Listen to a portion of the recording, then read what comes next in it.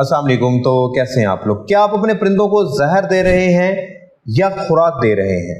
चौंकने की बात यह है कि फीड अगर आप प्रॉपर नहीं दे रहे, फीड के अंदर अगर टॉक्सिन्स थे, अगर ऐसी मकई से या सोयाबीन से फीड बनाई गई जिसमें माइकोटॉक्सिन्स जहर था, तो आपके परिंदे उस जहर को खा रहे हैं। इसलिए आप जो भी ट्रीटमेंट कर रहे हैं आपका परिंदा ठीक नहीं हो रहा। बारिश के मौसम में घर के अंदर पड़ी हुई फीड में फंगस लग जाती है, स्टोरेज के अंदर पड़ी हुई फीड में फंगस लग जाती है। अगर आप घर में लाके फीड में पाउडर फॉर्म के अंदर टॉक्सिन बाइंडर नहीं डाल रहे या परिंदों को लिक्विड टॉक्सिन बाइंडर नहीं दे रहे, तो फिर आप खुराक नहीं दे रहे, आप जहर दे रहे हैं। फीड साफ होगी तो आपका फ्लॉक भी साफ सुथरा पलेगा, बीमारियों से निकलेगा।